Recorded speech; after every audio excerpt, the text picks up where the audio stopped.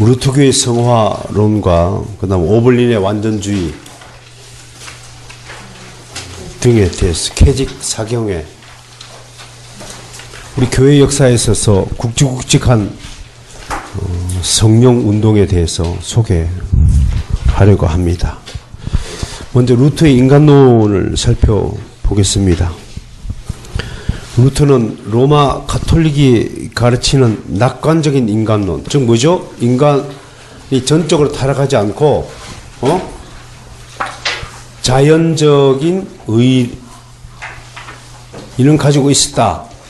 지난주에 우리가 로마 가톨릭의 인간론이 토마스 아퀴나스 인간론이 뭐라고 했죠?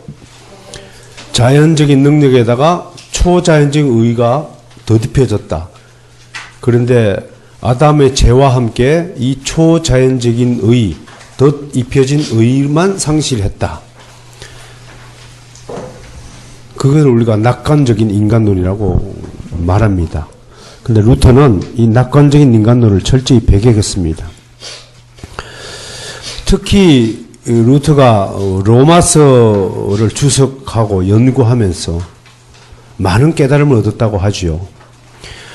마르틴 루터의 로마서 주석은 그 영향력 면에서는 굉장히 큰 영향을 끼쳤습니다. 칼빈도 사실은 마르틴 루터의 로마서 주석을 듣고 읽고 공부하면서 개혁가로서 발돋움했다라고 할 수 있습니다. 특히 루터는 로마서 7장을 주목하면서 여러분 로마서 7장과 8장 사이라는 유명한 이야기도 있죠. 그죠? 7장은 완전히 죄의 승리를 선언하는 장이고 8장은 완전히 성령의 승리를 발장하는 장입니다. 로마 7장을 주목하면서 인간 전 존재에 깊이 뿌리 박힌 죄성의 실체를 통감하게 됩니다. 그는 이 죄성의 무의식적 습관성을 로마서 7장 15절로부터 깨달았습니다. 로마서 7장 15절 한번 찾아서 보겠습니다.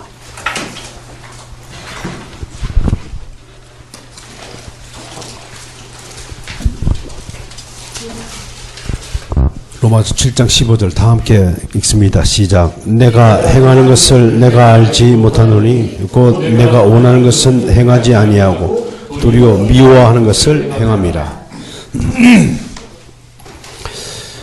어떻든 자기 자신을 살펴보면 매일매일 죄로 향하는 끔찍한 경향성을 절감했습니다.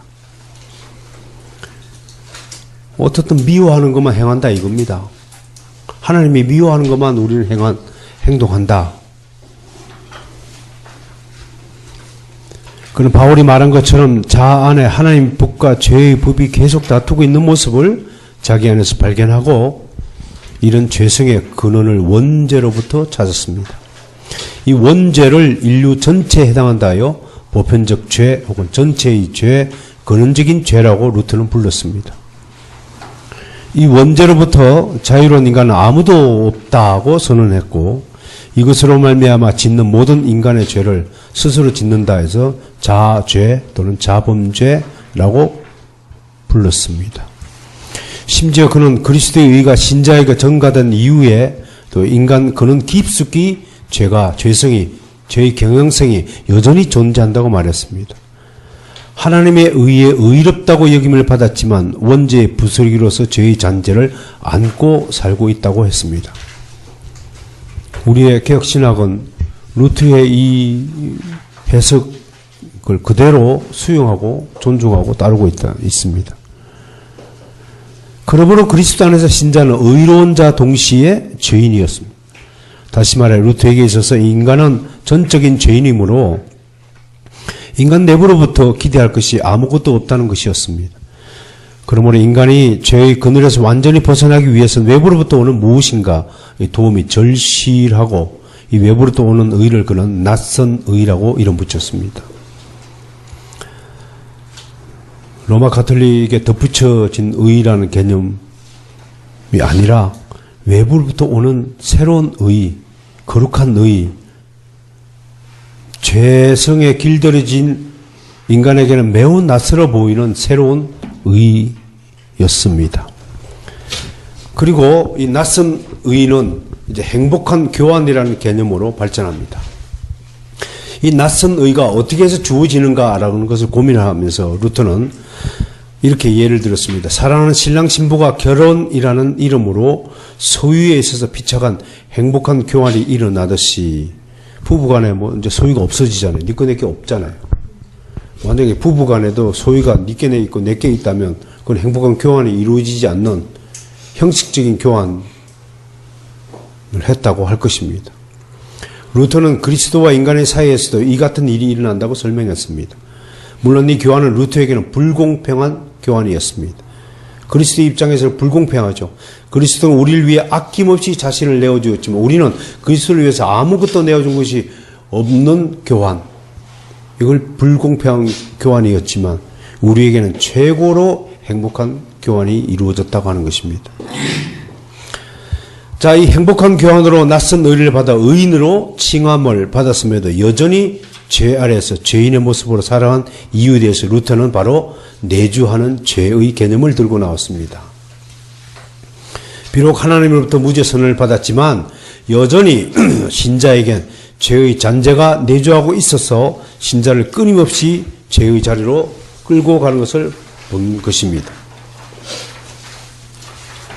그렇다면 루터에게 있어서 성화란 무엇인가? 라는 질문을 던져볼 수 있습니다. 그것은 바로 우리 안에 뭐가 있다고요? 내주하는 죄. 이 죄와의 평생에 걸친 싸움이다. 그렇게 루터는 본 것입니다. 당시 신학의 입장에서 루터의 발견은요, 정말 코페르니쿠스적인 발견입니다. 정말 위대한 발견입니다. 이런 것들이 종교개혁의 시초가 되었다는 것입니다. 이 싸움은 단판 승부가 아닙니다. 3세판 승부도 아닙니다. 평생의 전투입니다. 루터는 이 싸움을 승리로 이끌기 위해서 매일 신자가 회개해야 한다고 가르쳤습니다. 이 회개는 반드시 단회적이 아니라 지속적이고 반복적인 회개해야 한다고 말합니다. 이 참 회개야말로 성화의 모체임이 핵심입니다. 그러므로 루터의 성화론의 핵심이 뭡니까? 회개입니다. 회개로 성화가 시작되고 회개로 성화 열매를 맺는 것이라고 루터는 본 것입니다. 나아가 루터는 성화의 최종점을 언급했는데 요한일서 강해를 통해서 그리스도의 임재를 통해 하나님의 본성에 참여하며 그와 교제하고 하나님과 이웃을 사랑하는 삶이라고 정했습니다. 바로 루터의 성화는 이제 삶으로 나타나야 됩니다. 그것은 하나님과 이웃을 사랑하는 삶이라고 규정했습니다. 하나님 사랑, 이웃 사랑, 우리 교회의 더욱 사랑이 바로 이러한 성화의 모습이라고 저는 생각을 합니다. 그 밑에 인간 본성에 관한 성경의 가르침은 대표적인 구절들을 제가 소개해 두었습니다. 악인은 모태에서부터 멀어졌으며 나면서부터 곁길로 나아가 거짓을 말하는 도다. 그들의 독은 뱀의 독 같으며 그들은 귀를 막은 기머리 독사 같으니, 그 기머리 독사를 제가 원어를 분석했는데 주인의 피리 소리에 전혀 반응하지 않는 독사랍니다. 삐리삐리삐리삐리 그러면 삐리리리 이렇게 움직여야 됩니다. 아무리 피리를 불어도 안 올라오는 겁니다. 그렇다네. 여러분, 우리는 이 구절을 통해서 낙관적인 인간론이 그냥 우리 귀에 듣기 좋으라고 하는 소리지 성경의 소리가 아니라는 것을 알게 됩니다. 자, 55쪽 봅시다. 이제 성화의 교리를 배우면서 완전주의자들, 특히 이걸 이렇게 성결파들이라 성결주의자라고 합니다. 성결교회주의자들, 이 완전주의가 왜 비성경적인 교리인가를 좀 살펴봐야 됩니다. 미 북동부 오하이오 주 소재 오벌린 대학의 주요 교수들이 웨슬리의 완전주의를 변형 발전시켜 주장한 사상으로 대표적인 인물로 2차 대각성 운동의 주역이었던 찰스 피니, 초대학장을 지난 S, 매언 두 사람을 일컬어서 말하는 것이 완전주의입니다. 기독교적 완전이란 무엇이냐? 도덕법에 완전하게 순종하는 것으로 이런 순종을 통해 인간 본성에 내재한 이기심이 제거되고 순수한 영원한 사랑으로 전 존재가 새롭게 덧입게 된다고 주장했습니다. 이에 그는 사랑이 율법을 성취한다는 모토를 자주 강조했습니다. 겉으로 듣기에는 아무 문제가 없죠. 아직까지는. 그죠? 사랑이 율법을 성취한다. 율법의 완성은 사랑이잖아요. 복음이잖아요. 도덕 철학의 학문에서 찰스 피니는 보다 구체적으로 완전을 설명하기를 성화되고 흠이 없는 상태를 뜻하는데, 이는 우리의 의지, 지성, 정신적, 민감, 육체적, 경영적 전부를 아우르는 포괄적 완전을 말한다. 다시 말해 지성으로의 완전은 무엇이 악이고 악이 아닌지를 인지하는 것이며, 악과 선을 인지하는 것이다. 그게 지성, 완전한 지성이라고 합니다. 정신적 민감성과 관계된 완전은 인간의 모든 느낌과 감정이 하나님의 법 아래 위치함을 뜻하는 것이며, 육체적 경영성과 관계된 완전은 지금 지성적 완전과 정신적 완전, 육체적 완전을 나눠서 좀 설명하고 있습니다. 하나님 임재 앞에서 살아가고 있는 자들은 자신들의 육체를 살아있는 희생제물로 드려야 함을 뜻한다고 했습니다. 그러나 이런 완전을 전체의 성화, entire sanctification 이라고 불렀습니다. 전체의 성화, 전인격적인 성화, 이렇게 해석하면 되겠습니다. 그런데 이런 완전이 이 땅에서 가능한가라는 질문에 찰스 피니는 가능하다라고 대답했습니다. 근거로 데살로니가 전서 5장 23절, 평강의 하나님이 친히 너희를 온전히 거룩하게 하시고 또 너희의 온 영과 혼과 몸이 우리 주 예수 그리스도가 강림하실 때 흠없이 보존되길 원하노라. 강림하실 때에 흠없이 보존되기를 원한다는 구절을 근거를 가지고, 그렇다면 우리가 주님이 재림하기 전까지 우리가 흠없이 될 수 있구나 라고 생각한 것입니다. 이 완전한 것을 획득하기 위한 방편으로는 구체적이고 열렬하며 지속적인 기도를 강조했습니다. 그는 에바브로가 하나님의 모든 뜻 가운데서 완전하고 확신 있게 서기 위해서 기도한다는 골로새서 4장 12절을 인용하면서 확신 있는 기도와 완전을 연결했습니다. 나아가 그는 그리스도 안에서 한 마음을 품을 때 기독교적 완전을 비로소 가능하게 되고, 입에 쓴 약이 아닌 새 언약이 가능할 때 가능하며, 가능하게 되고, 옛 언약이 아닌 새 언약이 가할 때 가능하며, 성령의 감동과 점을 받으면 가능하다고 했습니다. 자, 그렇다면 성결주의와의 관계 보겠습니다.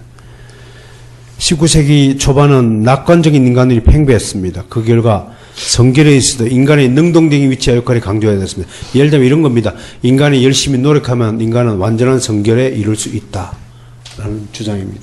인간의 낙관론적이죠. 인간을 기대할 수 있는 존재라고 본 거죠. 인간을 잘 다듬고 교육시키면 완전한 인격체로 만들 수 있다고 본 것이죠. 그러나 1861년부터 65년 남북전쟁 이후 미국 사회는 많은 부분의 변화가 일어났습니다. 가장 근본적인 변화는 바로 인간에 대한 인식이 달라진 것입니다. 전쟁 이후에는 인간 자체에 대한 날카로운 비판적 시각이 확산되었습니다. 전쟁을 통해 인간 실존 깊숙이 내재된 악의 문제를 실감함으로써 인간에 대한 낙관론이 틀렸다고 생각을 바꾸게 되었습니다. 즉 전쟁 전에는 성결의 강조점이 인간 스스로가 행하는 윤리적 도덕적 성결이었다면, 전쟁 후에는 인간의 능력보다는 성결을 가능하게 한 하나님의 초자연적 방법에 더 큰 방점을 찍는 것으로 강조점이 변해졌습니다.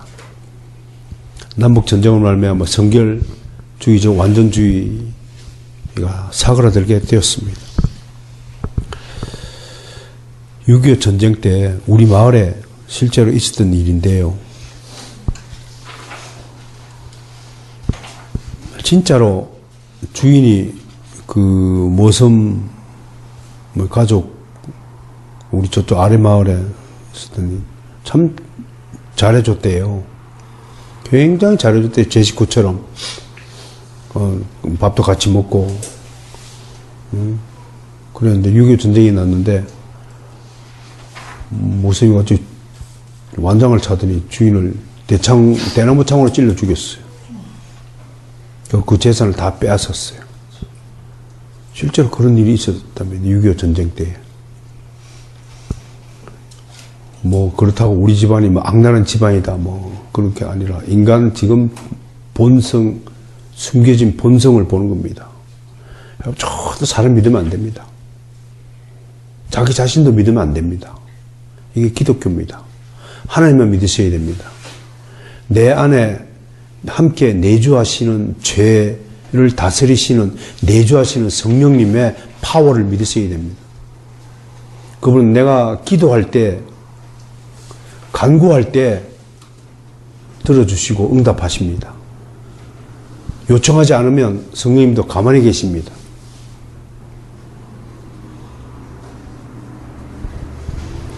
자, 이런 문제가 뭘까요? 완전의 획득 가능성의 궁극적 원인을 그리스도와 성령에게 두었지만 밑바닥에는 완전을 획득하기 위해 인간이 먼저 그리스도에게 헌신해야 한다는 논리가 깔려 있습니다. 그렇다면 결국은 인간의 행위에 성령께서 반응한다는 것이죠. 워필드는 매언이 기독교적 완전을 위해 그리스도를 도구하여 인간 성화를 위해 필요한 초자연적 수단쯤으로 여긴 다음에 그를 두고 펠라기우스의 부활하며 명렬히 비판했습니다. 매언의 획득주의는 우리가 기독교적 완전을 위해서 지속적으로 초자연적인 능력에 의존하지만 그 자연적인 능력을 사용할 적은 받아들일지에 대한 최종적인 결정은 결국 인간 의지가 하는 것으로 귀결됩니다. 결국은 인본주의 또 다른 형태일 뿐입니다. 우리가 웨슬리안들이 세운 감리교회나 찰스 핀이나 매언 등에 의한 성결주의를 왜 인본주의 신학 위에 바탕을 세운 교회들이냐고 말을 하냐면 근본적으로 이런 인간 중심적인 사고가 깔려 있다고 보기 때문에 그렇습니다. 겉으로는 잘 분간이 안 됩니다. 꼭 같아요. 우리랑 신앙생활을 보시면 꼭 같습니다.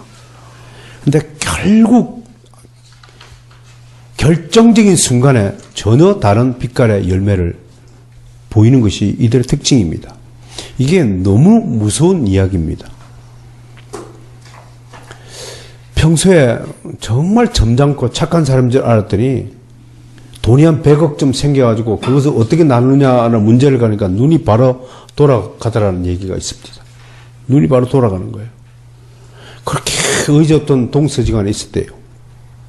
동서 네 사람이 그렇게 의지없게 했는데 갑자기 모르던 땅이 나타나가지고 근데 그때부터 살인이 일어나는 겁니다. 모 탤런트의 남편이 청부살인에 의해서 죽었습니다. 알고 봤더니 그 할아버지 재산을 혼자 차지해 갔다고. 야, 그 많은 재산 1,000억에 가까운 재산이면 500억씩 떼어서 나누면 얼마나 좋을까? 우리는 생각할 수 있지만 절대로 악인의 머리에는 그런 생각입니다. 절대로 나누는 것은 불가능하다. 무섭습니다. 이게 악인들입니다. 이게 우리 속에 있는 겁니다. 그러니까 그리스도인은 방식이 뭐예요? 전부 포기하는 겁니다. 여러분, 그리스도인이 해야 될 일이 있습니다. 분쟁이 났을 땐 깨끗이 포기하는 것이 예수 그리스도의 가르침입니다. 에이, 그거는 성경에 있는 예수님이 하는 짓이고 실제로 당해봐야 가능한지 가능합니다. 그게 가능해야 합니다. 진짜로 그게 가능해야 하다고요. 그래야 당신이 그리스도인이라 기록이 된다니까요. 참고 보십시다. 미국에서 19세기 중후반에 걸쳐 조나단 에드워즈 등 엄격한 칼빈주의의 반동으로 일어난 신학 가운데 인간의 자유, 능력, 도덕적 책임들을 특별히 더 강조했던 미국 신학사들은 뉴 헤이븐 신학 혹은 뉴 잉글랜드 신학이라고 부릅니다. 매언 역시 신학사주의 영향 아래에 있었습니다. 해밀턴은 매헌이 그의 의지에 교리에서 지속적으로 인간 의식의 자율성을 강조한 이유가 바로 에드워즈의 결정론을 의식적으로 반대하기 위한 것으로 평가하고 있습니다. 우리는 지금 성화론을 다루면서 성화론이 우리 기독교의 역사에서 어떻게 발전되어 왔는가를 지금 잠시 들여다보고 있습니다. 그 중에서 아주 중요한 사건들만을 추려서 이렇게 보고 있습니다. 오늘 다룰 것 중에서 마지막으로 캐직운동입니다.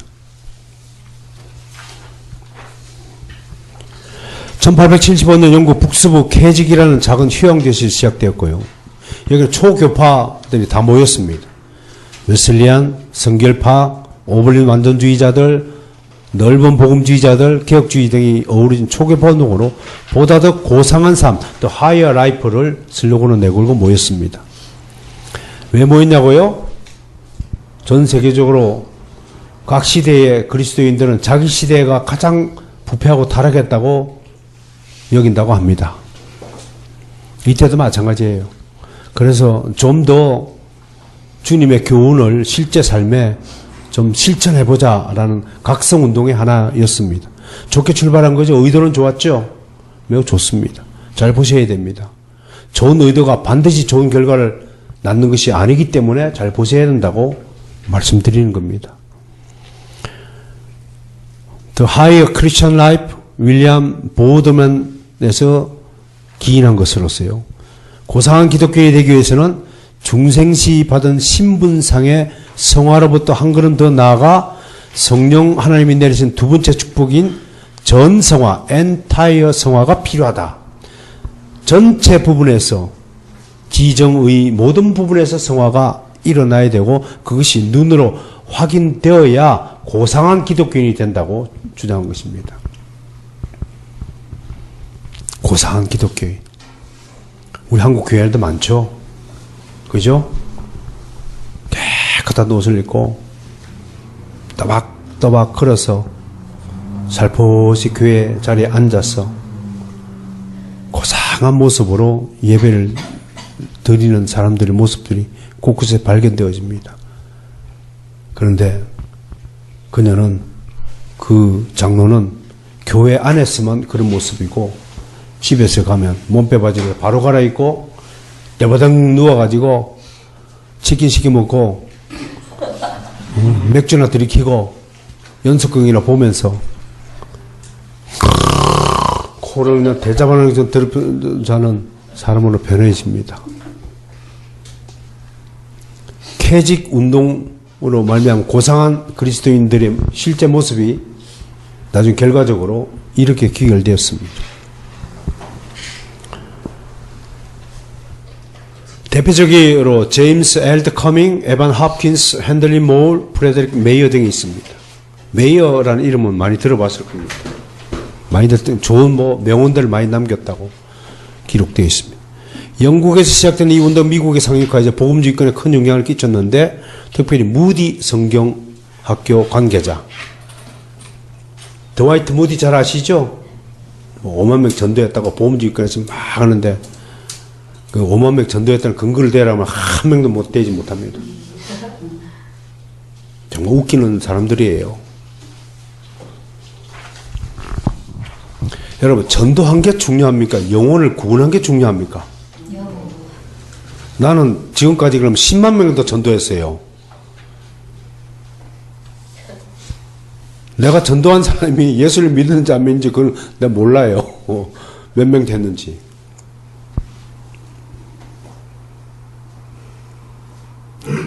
루벤 토레이, 이 토레이가 오순절 신학자입니다. 제임스 그레이, 이름도 그레이 회색 분자잖아요. 한국에는 1985년대에 수입되었고 캐직 사경회 한다고요. 난 이거 뚜렷이 기억합니다. 어떤 교회 같은 캐직 사경회 한다고요. 이게 5일간 운동입니다. 이 프로그램 내가 소개해놨어요. 1일차에는 죄와에 대면한다고요. 벽을 보고 앉으라 합니다. 적사들 벽 보고 앉읍시다. 그래갖고 나는 죄인입니다. 나는 죄인입니다. 고백합니다. 둘째 날은요. 치료합니다. 누우라 그래가지고 막 이제 합니다. 요걸 순복음 저기 오살리 기도원에 그대로 가져가고 지금도 써먹습니다, 이거. 이런 역사를 아시면요, 정말 비성경적인 교파들이 행하는 이상한 성령놀이, 성령장사꾼들의 행위가 얼마나 험한 것이 알게 됩니다. 좀 배우고, 알고, 어디 집회에 가서라도 가시면 좋겠습니다. 3일차 헌신. 하나님의 구원사에게 자신을 드린다. 말이 좋아 헌신이죠. 오살리 기도원 가보세요. 뭘 헌신합니까? 봉투 열렸네. 많이 드렸네. 봉투를 헌신합니다. 4일차 결단. 성령 충만과 함께 거룩한 삶을 가기로. 이거 어떻게 변질됐습니까? 갑자기 할렐루야 1억을 결단하는 성도가 나타났습니다. 뭡니다.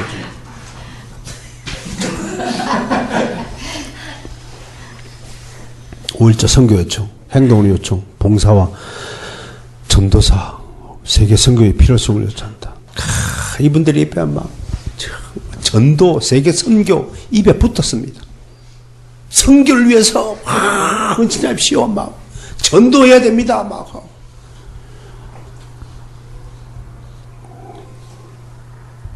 여러분 옛날에 그 영화 있어요. 바보들의 행진이라는 영화 봤어요? 바보들의 행진.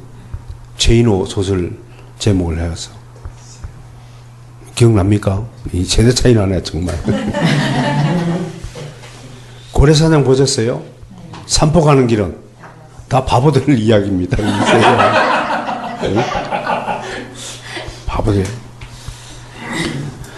바보들한테 고래를 잡으러 보내는 거예요. 고래 잡으러 간다는 거예요. 빈손으로. 이 넌센스죠. 그 작가가 후평이지만 기독교의 전도 행사를 비꼬는 겁니다. 무식한 놈들을 전도 현장에 내보내는 거예요. 아무 교육도 안 시키고 웨스트민스터 신앙고백서 뭔지도 모르는 작가를 내보내고 전도시키는 거예요. 그런 분은 부탁합니다. 전도하지 말고 기도부터 하세요. 물고 기도부터 하시라고. 전도할 생각하지 마시고 기도부터. 의장만 베래요. 의장만 버려요. 진짜 낚시꾼이 가고 탁 던져갖고 착착 채야 될 그 순결한 의장을 다 어지럽혀 놓고 물어도 버려만 나빠서 이렇게 던져 안 물어 이제. 안 문다니까. 이만만 베려놨고 낚시를 제대로 갈고기를 탁 해야지. 이거 바늘을 넣어가지고 이만만 쏙 빼먹고 하고 안 물어요. 그건 나쁜 짓이에요. 그건 주님의 나라를 회방꾼이 되는 거예요. 결과적으로. 자기는 전도했다 그러죠. 자기 의도는 그렇지 않다 그러죠. 결과가 뭡니까? 주님의 나라를 회방한 결과가 나타나잖아요. 정말 중요한 거예요. 성화의 특징, 성화의 수동성 봅시다. 스스로 힘과 노력으로 성화가 이루어지는 것이 아니라 외부의 어떤 힘에 의해 성화가 이루어지는 것이다. 맞는 소리예요. 그죠? 외부의 루터의 낯선 의처럼. 말은 똑같이 해요, 우리랑. 성화는 하나님이 하시는 일이다. 틀렸어요? 맞습니다. 하나님의 단독적 사역이다? 맞습니다. 거룩한 삶을 살기 필요한 두 가지는 완전한 벌입니다. 완전한 믿음이다. 여기서 약간 이제 이상한 소리가 나와요. 완전한 삶, 거룩한 삶이 뭐예요? 완전한 성화죠. 완전한 성화가 이 사람들의 목적이에요. 그렇게 살 수 없음에도, 율법을 완전히 지킬 수 없음에도 율법을 완전하게 지켜야 된다라고 하는 바리새인들이나 율법주의자들의 목소리와 뭐가 다릅니까? 누가 완전한 것을 싫어하는 사람이 어디 있습니까? 우리는 완전한 나라, 거룩한 나라에 들어가야죠. 하나님께. 그럼 그걸 하기 위해서 계속 방식을 제도하는 거예요. 누가 전도해야 될지 모릅니까? 누가 영혼을 구원해야 될지 누가 몰라요?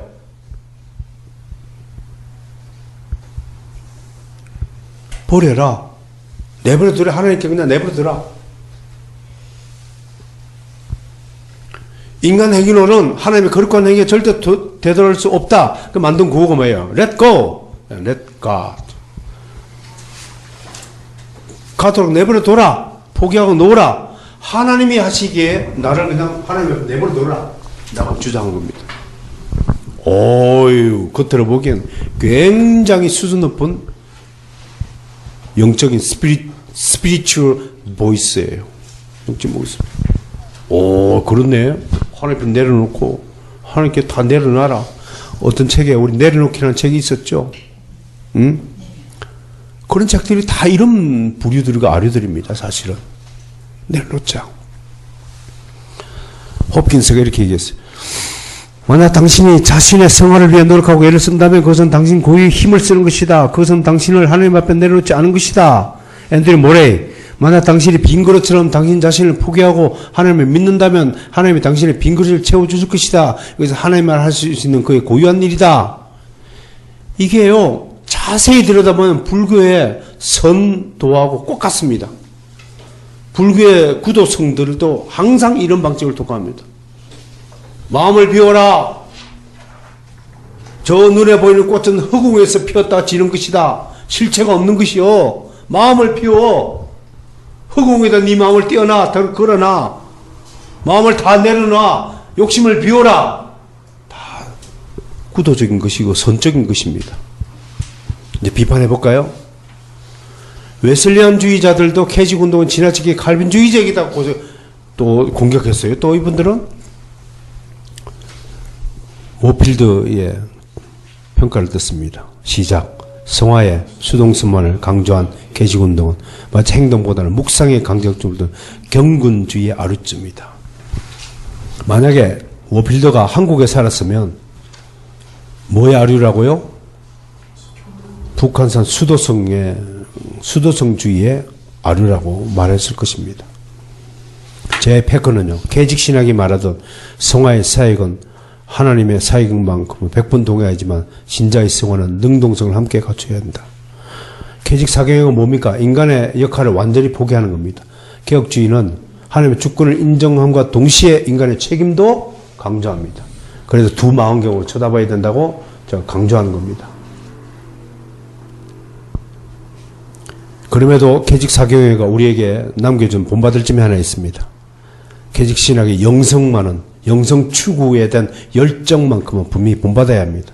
성결을 부르짖으면서 거룩한 삶을 향한 헌신과 결단을 강조하고 믿음으로 거룩하게 되기를 위해 애쓰는 가르침은 윤리 실종 시대를 사는 현대 사회의 그리스도인에게 좋은 기감이 됩니다. 본질적 질문을 던지면서 오늘 가르침을 종료할까 합니다. 과연 성화는 하나님이 하시는 겁니까? 인간이 하시는 겁니까? 하나님이 혼자 하시는 일입니까? 인간의 역할이 필요한 겁니까? 라는 질문을 던지고 이 답은 다음 주에 다음 주는 연합해볼까요? 다음 주에 찾아보도록 하겠습니다. 그래서 우리 그리스도인들에게서 성화는 거룩해지는 과정은 굉장히 중요한 현실적인 문제입니다. 지금의 문제라고 하는 것입니다. 이건 피할 수 없는 것입니다. 만약에 여러분들 중에 어떤 한 사람이 성화 중에 있지 않다라고 한다면 여러분 중생마저 없는 것입니다. 왜? 성화는 중생과 함께 시작하는 것이기 때문에 그렇습니다. 그러한 내용은 웨인 그루뎀이라는 침례교 조직신학자 조직신학 책에서 제가 다음 주에 설명한 부분을 요약하여서 여러분에게 안내할 것입니다. 좀 어렵다고 느껴질 수도 있겠지만 이렇게 성화에 대한 잘못된 인식과 전개 방식이 오늘날 여러 교파와 교단에 스며들어서 많은 신자들로 하여금 잘못된 성화관을 갖도록 유도했다는 것입니다. 이런 점에서 우리만이라도 올바른 성경적 성화론을 배워야 할 것입니다. 여러분들이 읽고 있는 기독교 강요 3권 어디쯤 읽는지 모르겠지만 3권 2장에 보면 이제 믿음이란 무엇인가라는 문제가 나옵니다. 믿음의 요체. 그 믿음은 정말 그리스도와 우리를 연합시키는 끈이라고 갈비는 설명했거든요. 그 끈이 풀리지 않도록 계속 굳게 붙세고 있는 분이 바로 성령님이십니다. 그것이 성화의 한 부분이라는 사실을 우리가 깨달을 수 있습니다. 그러니까 기독교 강요하고 함께 잘 좋아해서 읽으시면서 웨스트민스터 신앙고백서와 연결되어지면 참 좋겠습니다.